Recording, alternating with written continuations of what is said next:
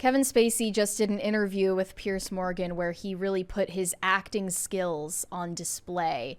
He broke down crying in front of Piers Morgan while he was talking about his financial woes because he has been overrun with legal fees because of all of these men who have leveled accusations against him of the Me Too nature. And while he has been found not liable for all of these accusations and he's starting to get work in Hollywood once again, he still is in debt. He said he has literally no money left. And he actually started choking up and crying. I don't know if it was real, but coming from an actor, it could be totally fake. That was my takeaway. But he said he can't pay his bills, and now he is putting his house up for auction to pay these legal fees. I tend to say press X to doubt anytime an actor cries, but that's just me. He's trying to get the pity jobs in Hollywood now. Let's take a look at the video. Here we go. Let's watch this clip here. Where do you live now?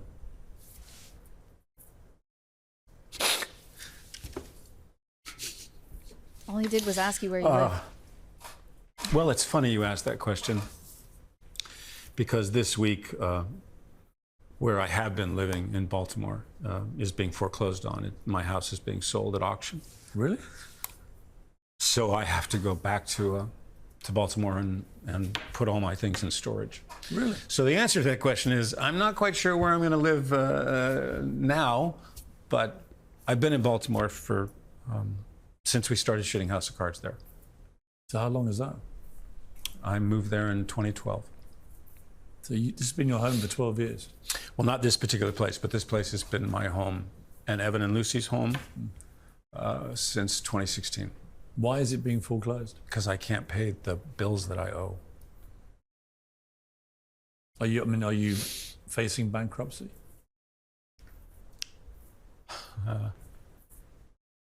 Been a couple of times when I thought I was going to file, but we've managed to sort of dodge it, at least as of today.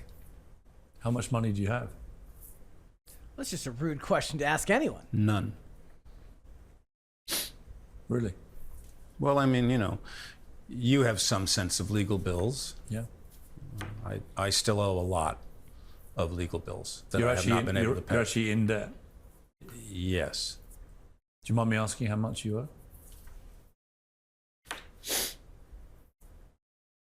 Spit it out. That's the interesting part. It's considerable. Millions? Many millions, yes. The house itself is many millions. What are you going to do? Get back on the horse. Get back on the horse.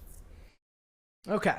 And he has been doing that. He has been getting yes. roles here and there, and it's not exactly uncommon in was Hollywood to be a creep. So Who they was don't the really actor care. recently that said we need Kevin Spacey back? Was it what's his from Taken? What's his name from the Taken movies? Who was that? I don't think it was. I don't remember exactly, Yeah. but there have been a few of his celebrity friends who have defended him. Liam Neeson?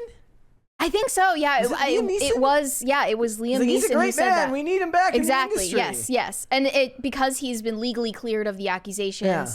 it's not like there's any, legal reason not to hire him. It's just fear of backlash, basically. And he also addressed some of his behavior. The most infamous allegation he got was from Anthony Rapp, who was 14 at the time of these alleged incidents, where he allegedly groped this child while he was drunk. And here's what he said. He admitted that he had participated in bad behavior. Morgan challenged him, responding that some would consider it groping. Spacey said, "I agree that the word grope is a very odd word. I personally have caressed people. I have been gentle with people. That is the way I am. You're making a pass at someone. You don't want to be aggressive. You want to be gentle and see if they're going to respond positively. I think the word itself is not a word that I associate with my experience." Piers Morgan asked whether those experiences were consensual or whether they were repelled and considered non-consensual by the recipients. Spacey said, then they should let you know they don't want to do it so that you can understand it's non-consensual and stop. Piers Morgan said that given his position in Hollywood, if Spacey had pursued younger, less experienced actors, recipients might not be honest about consent given the power dynamics. And Spacey said, yes, and again, recognizing that, understanding that, and making a vow that that will never happen again for the rest of my life. Yep. I will never behave in the ways that I did previously, ever. I mean, I just feel like if you're accused of something and you apologize for it, and then pivot and say, actually, I'm gay and you guys are being homophobic against me, that is some sort of admission that you did something inappropriate with a child. So that was just what I took away from his response to it from all those years ago. And now he's being vague about it, but that was the way that he chose to address it. And most shocking of all, Kevin Spacey seemed to confess that he is on the flight logs, and you know which flight logs I'm talking about. You don't need any further explanation. He was actually on the Lolita Express in the company of Bill Clinton. Let's watch this clip here. In 2015, I started seeing reports online, things on my Twitter account that I had flown to this guy, Jeffrey Epstein's island, and I had abused young girls. And I was like, I'm gay. How I mean, could if I do you'd that? asked me in 2015, maybe even if you'd asked me in 2002, did I know a guy named Jeffrey Epstein? I probably would have said no. Well, of course, I have since learned who he is. And I have since been able to go back and find out that the airplane that we flew on for this humanitarian mission was owned by Jeffrey Epstein. And to then learn, oh, he was actually on some of those flights. And this Maxwell woman was on some of those flights. I didn't know him. I've never spent any time with him. I was with the Clinton Foundation people. That's who I was with. Now, what I understand is that he didn't start to be investigated until 2005 by authorities in Florida. So here's what I can tell you. This Maxwell woman, she was one of many people that sat down next to me in that throne room. I have no relationship with her. I had no relationship with him. I mean, he's not my friend. I'm not a confidant. I've never spent time with him. And interestingly, I will say this. I was very fortunate that President Clinton introduced me a lot of business leaders in London because he knew I was coming to the Old Vic. And I developed relationships with Robert Earl, Pula Ladobovich, Robert Earl, a lot of wonderful people, Sir Richard Caring, people who supported the work that we did at the Old Vic and gave money to us. Do you know who I never asked for anything? Was Jeffrey Epstein. I didn't want to be around this guy because I felt he put the president at risk on that trip to South Africa because there were these young girls. And we were like, who is this guy? So I will say this. There were young girls on those flights. There were young girls on those flights, yeah. So he here admits that he saw, quote unquote, young girls on the flight with Epstein, with Ghislaine Maxwell, with Bill Clinton, but didn't witness any criminal actions. And he also didn't elaborate what he meant by young girls. Does he mean visibly children? Does he mean women? What, I don't know, but you can make inferences from there as to what he meant. Yeah. And how can you see that and witness that and never say anything? Yeah. You know, at least until now. Yeah. Because you were complicit. Well, he would have to have believed in some way that it was a problem or illegal. Otherwise, why would it put the president at risk? Right. Exactly. That doesn't make any sense. Like he knew there was something wrong going on, but decided to keep his mouth shut, like pretty much every other politician or celebrity who was aware of Epstein. Somebody was posting like directly under that video were pictures of Piers Morgan with Harvey Weinstein and with Ghislaine Maxwell.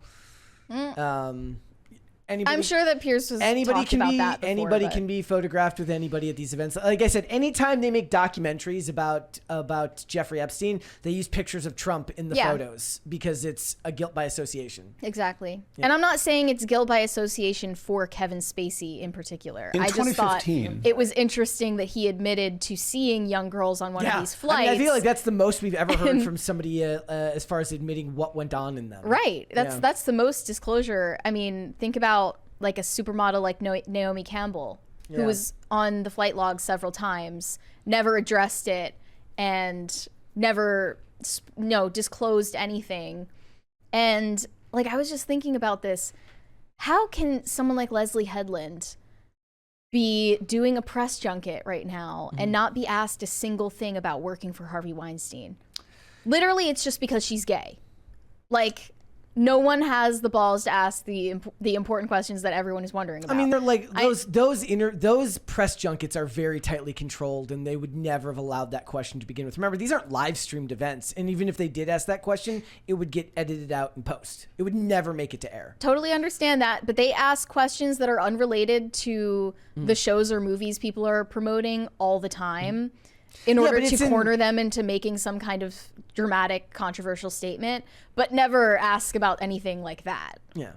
They'll never go there. Yeah, but the dramatic and controversial statement that they try to corner them into making is one that both of them actually support, even though the general public doesn't. Yeah. There's no upside to asking a question about that, especially if you're mainstream press and you care enough about this industry that you're willing to just not ask those questions because you won't get asked back to the next interview. Mm-hmm. And that's the problem.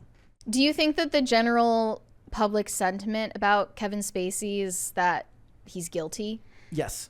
Regardless of the outcomes? I feel like there's been some general shift in that recently from some people, but a lot of people, most people still believe that he's guilty. Let him finish. Point, it doesn't matter.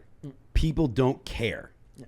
There are enough people that are morally disengaged where he'll go ahead and he'll do that. I really think the days of like people having moral outrage, at least for a little while, we kind of emptied the tank as a nation because of woke. And I think the whole like more, I think it takes really, really bad things. And if there's a way for people to be like, oh, I don't have to care about this. You mean he didn't, like the court exonerate? Good, I don't have to worry about it, thank God. Yeah. I can go back to being normal. I really think people are just tired of trying to make sure that they have the right opinion about the right person or about every person because they might have done something wrong. I really think the outrage fuel tank in America is really, really low. So it's going to take something significant, which I don't know that that's a good thing in this context, but I do think that that's the truth. I mean, the average person doesn't care. Like the average person will still watch House of Cards. I will still rewatch The Usual Suspects or things that he's in and acknowledge that the dude's probably a bad person. But it's not going to stop me from watching movies or television shows that I like. Otherwise, there would be nothing left in Hollywood because pretty much everything has got at least one person on their set that was probably bad at something. Right. That probably did something wrong.